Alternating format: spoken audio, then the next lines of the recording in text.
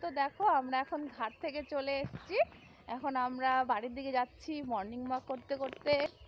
দেখো কত রোদ উঠে গেছে, আমাদের মুখে আলোটা দেখে বুঝতেই পারছে। আর এই যে ব্রত ব্রত দেখে দেখাও একটু। তো আমরা ও গাড়িটা নিয়ে এসেছিলো, ওর সাথেই আসছিলাম, কিন্তু এখানে রেল গেটটা নামিয়ে দিল, যার জন্য আমি বললাম ঠিক আছে আমরা হেঁটে হেঁটে আগাতে থাকি নিজে, কারণ ট্রেনটা আসতে এখনও দেরি আছে। তো আমরা হেঁটে হেঁটে মর্নিং ওয়াক করতে করতে আগিয়ে যাচ্ছি। তো চলো আমাদের সাথে, সকাল সকাল ভালোই হলো আজকে ভোরবেলায় উঠে আমাদের মর্নিং ওয়াকটা হয়ে যাচ্ছে। তো দেখো আমরা যে রাস্তা দিয়ে হেঁটে হেঁটে যাচ্ছি, কি সুন্দর ফাঁকা রাস্তা।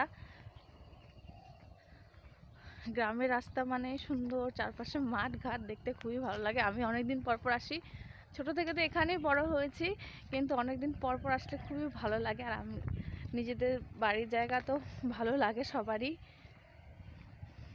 তো সকালবেলাটায় ফাঁকা ফাঁকা, তাই ভালো লাগছে। অন্য সময় ভালোই গাড়ি ঘোড়া চলে, হেঁটে হেঁটে যেতে ভালোই লাগছে। দেখো সকাল সকাল আমরা হেঁটে হেঁটে বাড়ি চলে আসলাম। এই যে ওই যে পেছনে ও রেলগেটে আটকা পড়ে গেছিলো, তো দিদি ছিল পিছনে হেঁটে হেঁটে আসছিলো, তো ওখানে ওরা দুজন আটকে ছিল। আর আমরা মর্নিং ওয়াক করতে করতে বাড়ি চলে আসলাম। আর ও তো অলরেডি ভিতরে চলে গেছে, না আর ভিতরে যায়নি, ওকে দেখাচ্ছি দেখো পেছনে ও বাছুরের কাছে চলে গেছে, গরুর। চলো আমাদের বাড়ির আশেপাশটা তোমাদেরকে একটু দেখিয়ে দিই। সকাল সকাল দেখতে পাচ্ছ সবাই, এই যে ব্রত বাছুরের কাছে গিয়ে কি করছে। বাবা কি করছিস তুই ওখানে? দেখছো কি করছে?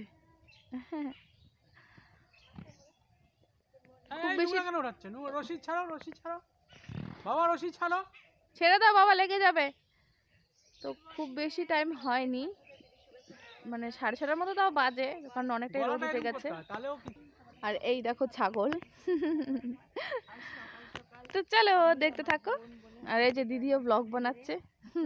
আর ওই পাশে সকাল ওই রাস্তায় হচ্ছে বাবা দাঁড়িয়ে আছে, আর একজন সাথে দাঁড়িয়ে আছে।